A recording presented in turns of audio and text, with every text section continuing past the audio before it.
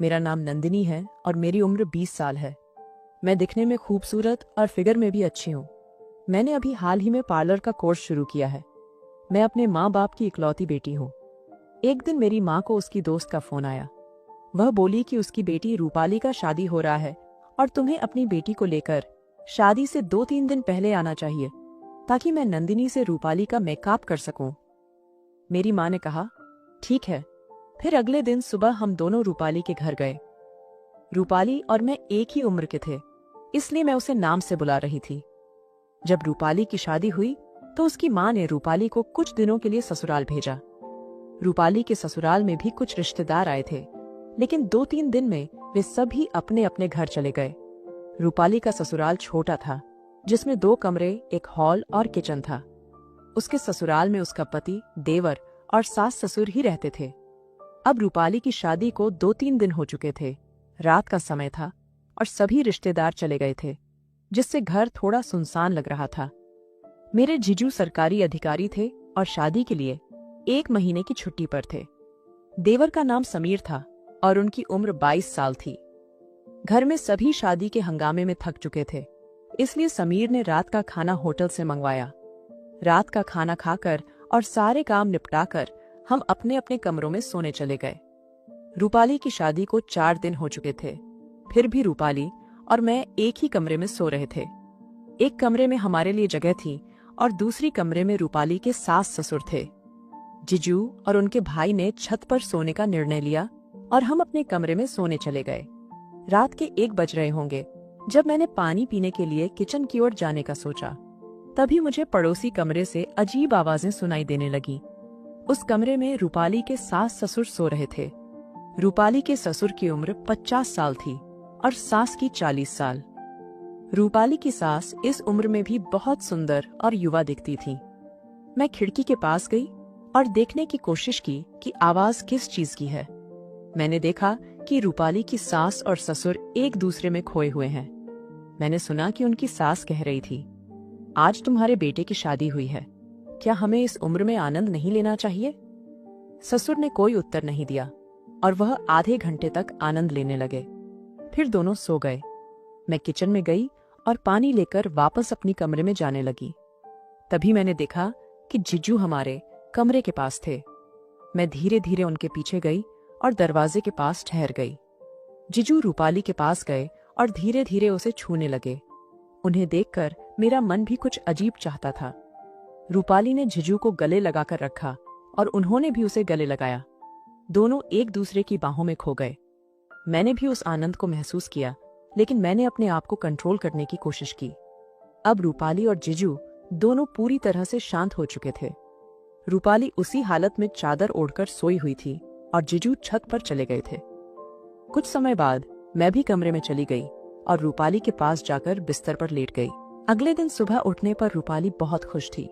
उसने मुझे उठाया और बोली, नंदिनी, स्नान कर ले, हमें मार्केट जाना है। मैंने कहा, ठीक है, और स्नान करने चली गई। रूपाली का देवर हॉल में सोफे पर बैठा था। कुछ समय बाद जब मैं बाथरूम से शॉर्ट ड्रेस पहनकर बाहर आई तो समीर की नजर मुझ पर पड़ी और वह एकटक मुझे देखने लगा।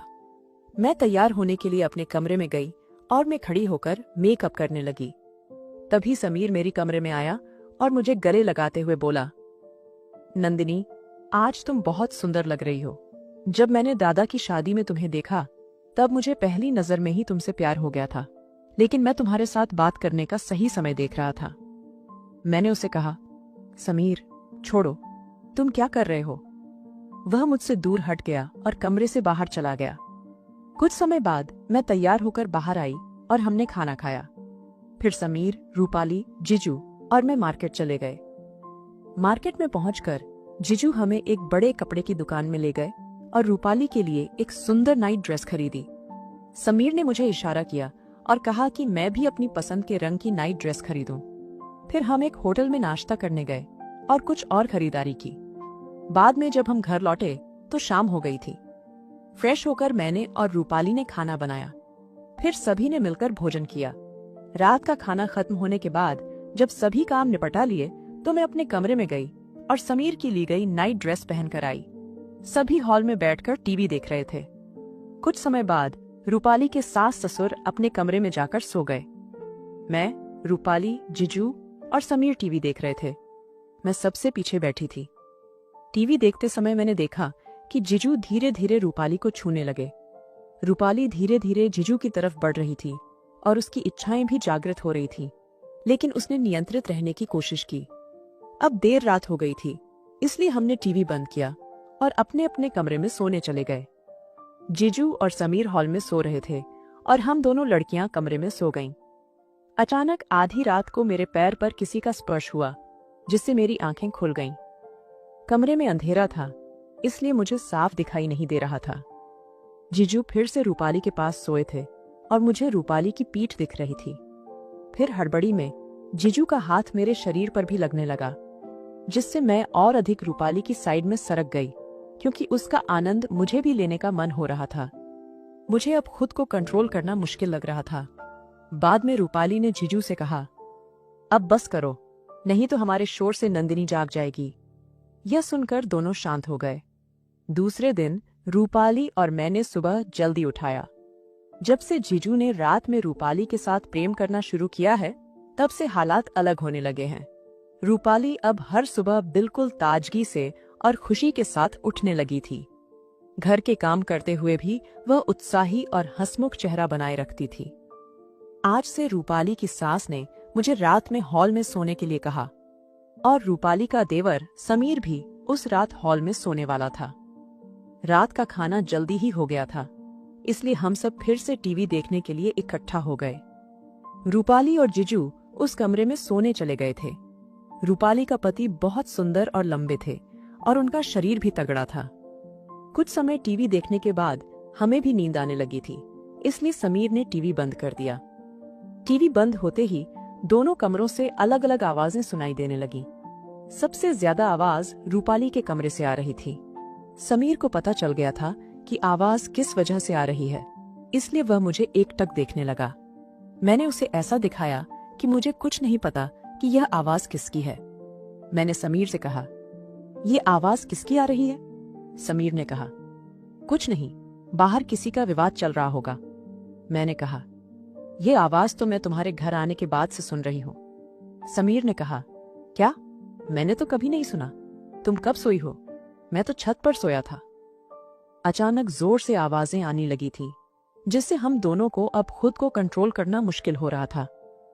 मैंने समीर से कहा, जब मैं रूपाली के साथ उस कमरे में सोती थी, तब जीजू हर रात हमारे कमरे में आकर रूपाली के साथ अपनी इच्छाएं पूरी किया करते थे। समीर बोला, तुम क्या कह रही हो?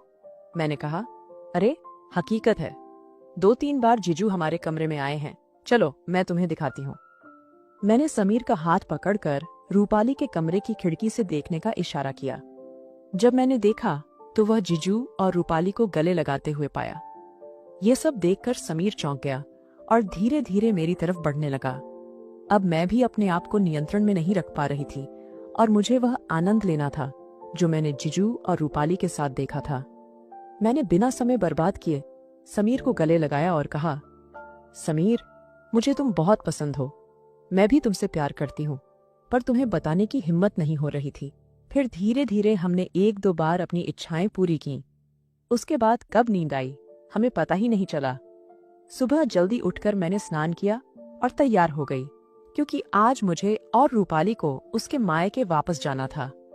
इतनी सुबह तैयार होते देख समीर मेरी कमरे में आया और बोला, नंदिनी, तुम कहाँ जा रही हो? मैंने कहा, आज मैं अपने घर जा रही हूँ। मेरी यह बात सुनकर समीर ने मुझे कसकर गले लगाया और कहा, नंदिनी, मुझे छोड़कर मत जाओ, मैं तुम्हारे बिना नहीं रह सकूंगा।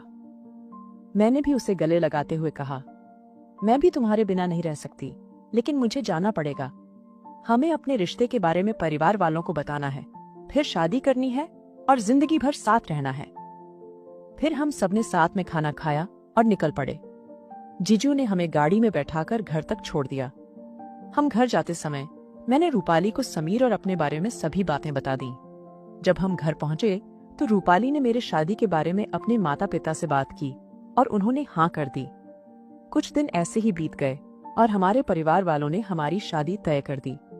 अब हम पति पत्नी रोज रात अपनी इच्छाएं पूरी करते हैं। इस तरीके से रूपाली के ससुराल में मुझे शादी से पहले और शादी के बाद का प्रेम का अनुभव मिल गया। समीर और मैं अपनी जिंदगी में बहुत खुश हैं। अगर आपको यह कहानी पसंद आई हो तो वीडियो को लाइक करें, कमेंट करें